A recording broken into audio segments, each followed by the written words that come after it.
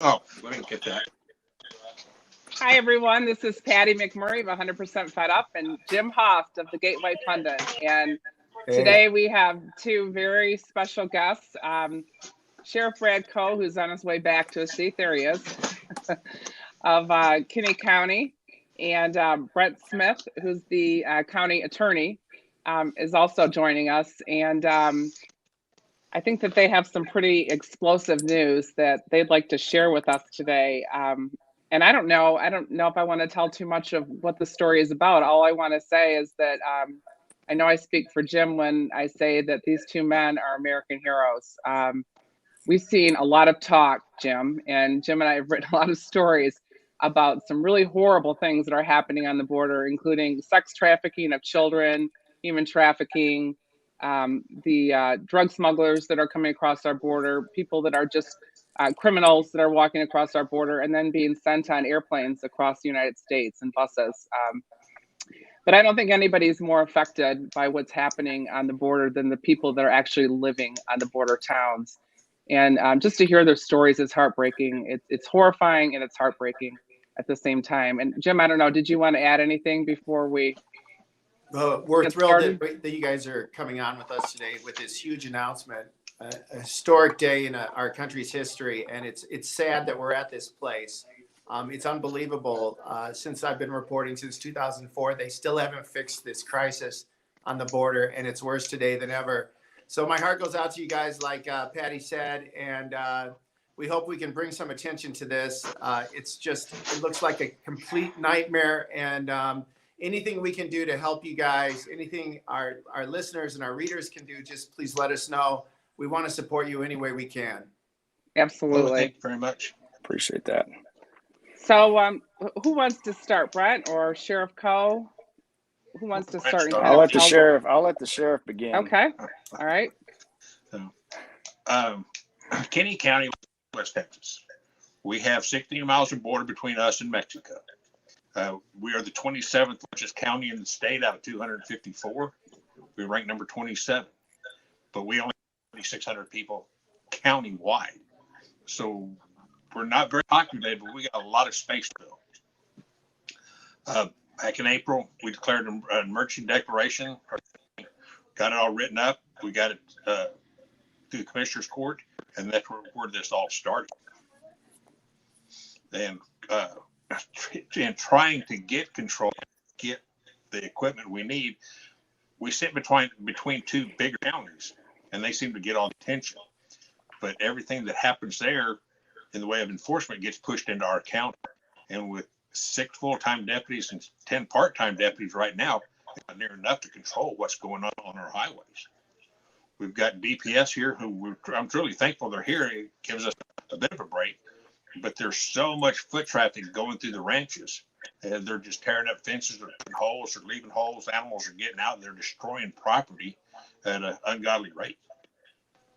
So what we've trying to get going, trying to work with is the commissioners today authorized me to hire or to recruit, swear in, deputize for reserve deputies, 10 individuals. And we're going to take it step at a time, vet them properly, do a background check, make sure they have proper training, equipment, and everything they need to act as a reserve deputy. So essentially, Sheriff Coe, what you're saying is that you're kind of tired of relying on the federal government to protect your citizens, and you're kind of taking matters into your own hands. You're deputizing. It's my understanding that the 10 people that you're deputizing to start are former law enforcement officers and military veterans. Is that correct? That's the type we'll be looking for. Mm-hmm. Those that have some type of either police or military experience that we can vet properly and that will receive training through some of the things we have to do here. But as far as taking it into our own hands, the Border Patrol is just, we didn't have much choice. Border Patrol was completely overwhelmed at the time. Mm-hmm. Thousands of people coming, just turning themselves in that wanted to get caught, created this problem. And this, I might jump in here real quick. Right now, when someone crosses the border, and they want to travel north, there's nothing at all standing in their way except the farmers and ranchers in our county. There's not a law enforcement presence on the ground. There's nothing. And so we're trying to protect our residents of the county that are standing in the way of this invasion right now. And with the limited resources we have, it's just not possible. And so that's why we've done, several things. We've requested, 2,000 or 15, or I think 2,000 National Guard from the governor. We haven't heard back anything from him yet. And we've also have a website up to get donations for supplies, everything that we're going to need for the personnel. And that website's defendoutrborders.org if anyone's interested in donations through there. But right now we have arrested in our county alone somewhere around 1,200 people that have been caught trespassing in our county, which is much higher than any other county around us, because we're basically the epicenter of the smuggling issue. Val Verde County, next to us, those where the Haitians were. That's really the epicenter for the people that want to give up, that want to claim, asylum, some type of refugee status. Yeah. And so that's why there's two different counties, Val Verde and then us, but they're two different types of invasions that are going on. We haven't had any give ups that I know of anyway in Kinney County. So when you say you haven't had any give ups, are these criminals, people that don't want to claim asylum because they have a criminal record, and so they're trying to skirt law enforcement, essentially get around them? That's a lot of them.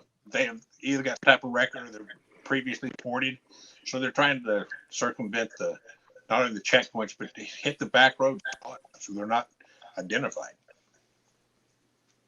Okay, so these are the bad hombres that President Trump spoke about when he said that Mexico wasn't sending us their finest. These are the people that are coming into Kinney County that you're dealing with. Right. Yeah. Yeah. So, Jim, did you want to add anything? Sure. Did you have any questions you wanted to ask?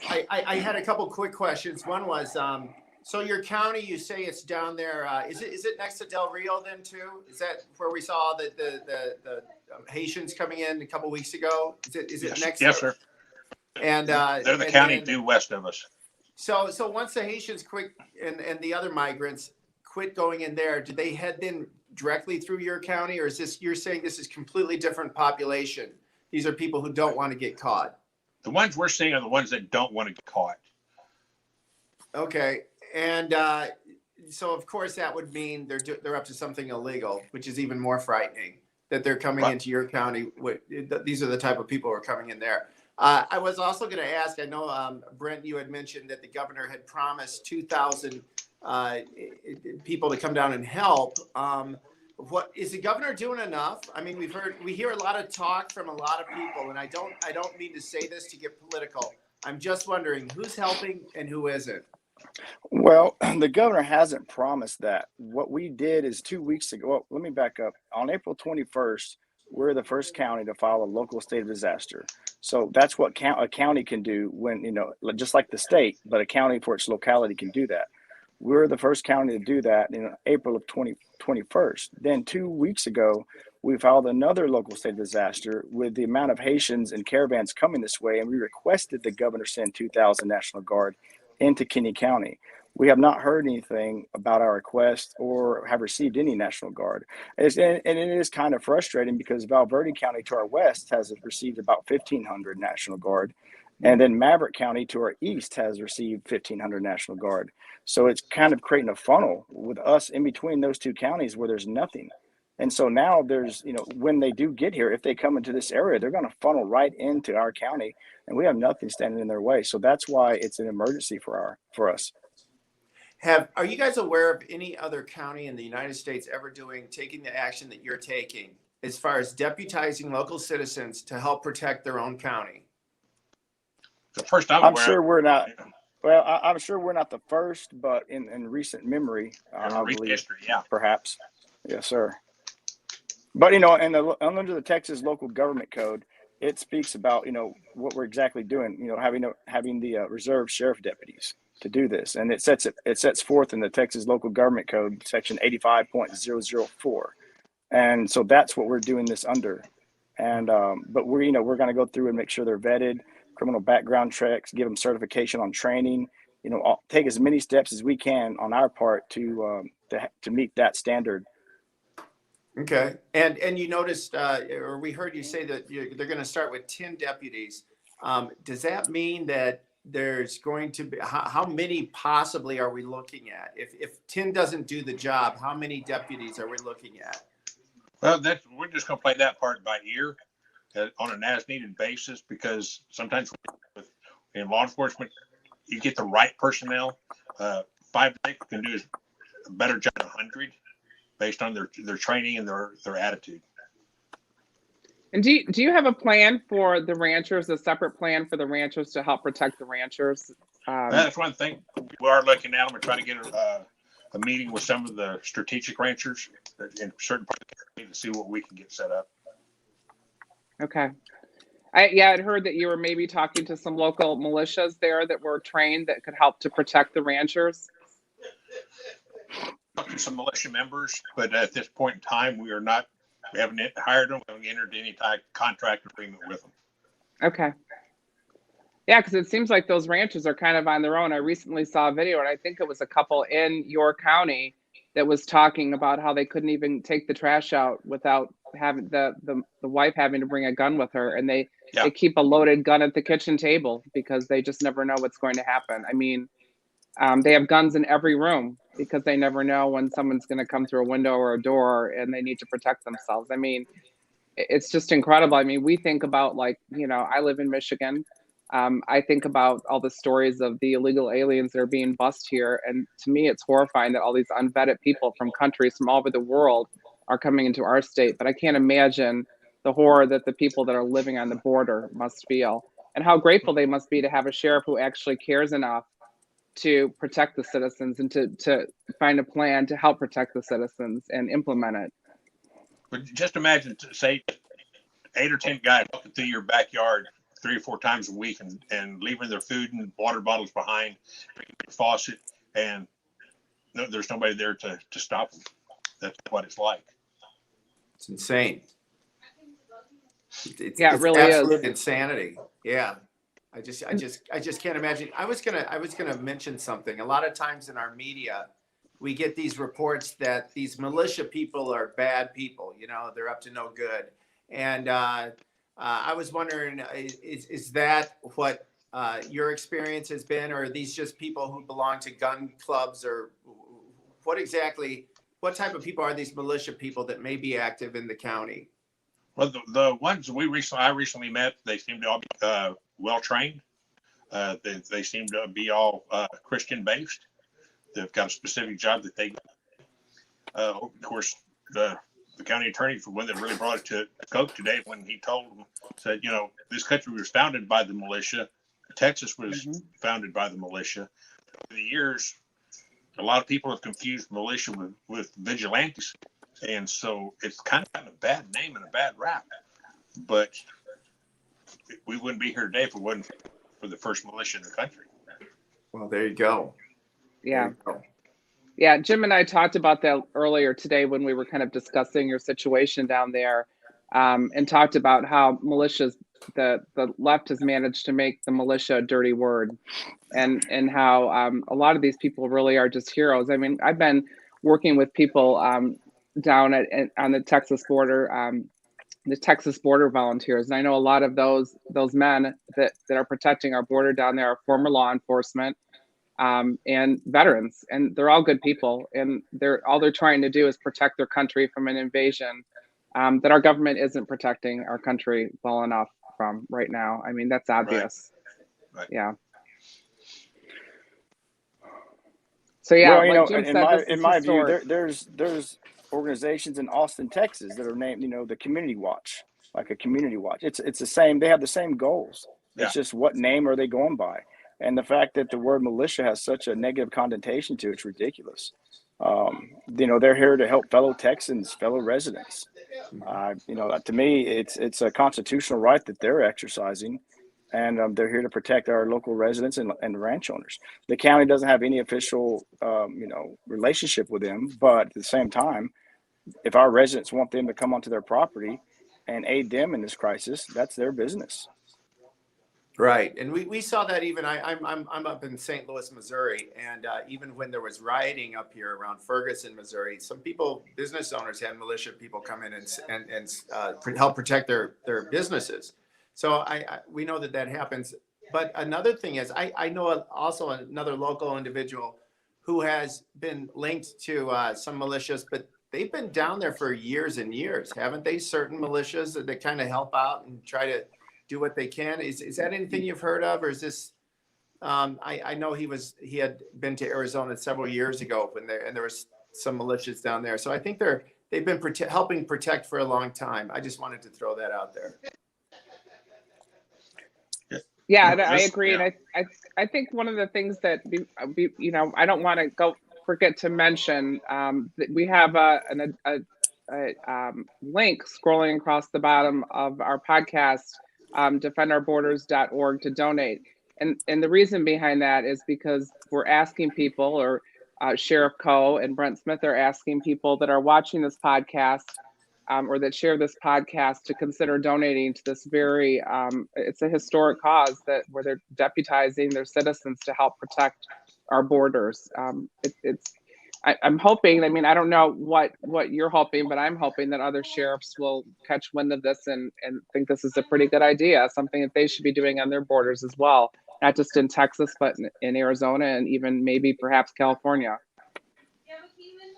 Well, of course, I think we're at the tip of the spear on this. So how we do this, whether we succeed or fail, I think it's going to be the benchmark for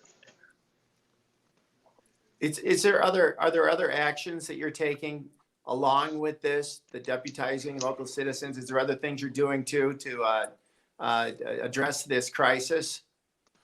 Well, we're all talking to our ranchers and making sure that they understand that yes, it's their property, but don't try to interact with them. Don't try to detain, because that could lead to something worse.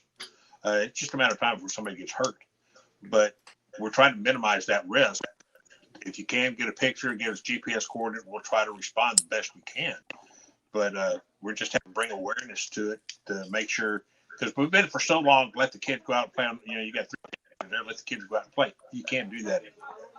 And have their hunters, check the blind real good before they just go walking into the deer blind and start somebody. So everybody's having to be more proactive on this. So what happens when these newly deputized citizens apprehend, say they apprehend a group of 10 members of a drug cartel? What do they do with those people? Do they take them back across the border? Do they call the Border Patrol, who then releases them into the country? What's the protocol? What will happen? Well, that's one thing that we have to work on. Okay. So that's something that you're working on still then? Right. Okay. So, I don't really have any other questions. I think the only other question I have is we're asking people to donate. Can you tell us the kinds of things that you need to purchase still to make this effort successful? Well, we always what are need the kinds of tires, vehicles, new handheld radios, basic equipment. We'll probably have to hire some additional staff for the phone calls and the paperwork, etc. Right now, we're looking at the bare basic stuff. Once we get that accomplished, once we get that solved, then we'll take it up to the next tier. Okay. And we all saw the reports on the media that there's a huge group coming up through Central America, through Mexico, towards the border. Are you guys aware of where they're heading to? Is it going to be your county? The last word I got, which was a couple of days ago, they're still in Central America. There's some confusion. Guatemala, Mexico seems to be doing their part keeping them out, but if it's group 80,000, I don't think they can keep them out for very long. And then once they do get through, if they get through, they can be up, if they're bused, they can be up here in a day and a half. And who in your county is helping these people once they cross the border, if they are asking for asylum? Are there any certain groups that are specifically helping them, like Catholic Charities? Well, there's charities in the valley around McAllen. As far as Catholic Charities in Del Rio, I'm not sure. I can't. Okay. Okay. I was just wondering who's helping to coordinate once they get across, helping them get into our local communities across the United States. Who's helping them to get on the airplanes? I mean, Victor Avila, I think you're familiar with Victor. He's a former special ICE agent. He sent some incredible video of a Guatemalan family, or not, excuse me, not Guatemalan, Honduran, Ugandan family. I got it right, finally, the third time. Ugandan family that flew in from Uganda to Mexico City, where they met somebody that took them to the border, and then they paid that person $5,000 each to get across the border. They basically walked across the border, walked into a U.S. border agent office, got paperwork, and were on an airplane in like no time at all. So, it's just incredible what's happening. I mean, they had no identification. They boarded the airplane. Victor videotaped them boarding the airplane with no identification. It's just really incredible. I don't think people understand how serious it is, what's happening on our border. I mean, we have people from all over the world, not just Mexico and South and Central America, that are crossing our borders. Well, in this part of the state, we've picked up people from 151 different countries. Unbelievable. Wow. Just unbelievable. That's a wide open border. When the word gets around like that, that's a wide open border. It's outrageous. How do you guys have any perimeter fence, border wall? Was he able to build some miles of border wall in your county? No, our 16, 17 miles of border is all privately owned, as most of Texas border is privately owned. So you've got with the landowner, the fact that if it's a production ranch, he's got cattle, he's livestock, deer hunting. There's a lot of factors that go into it. But at this time, we don't have any. Is that something you guys would request if you could, or is it not as important for your county? Well, I kind of sit on the fence on that because it is his private property. We would have to do that. It's convenient for him because it is his property. At the end of the day, he paid for it. He bought it. His blood, sweat, and tears. Okay.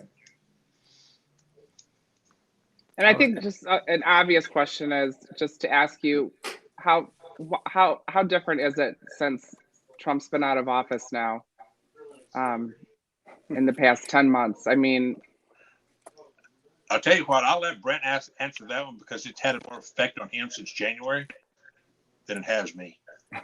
Okay. Well, I was elected, or I took office in January.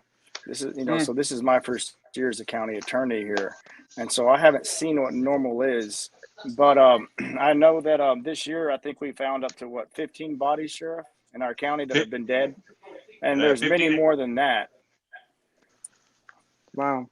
Right. And like versus last year, I think we found a couple. Yeah.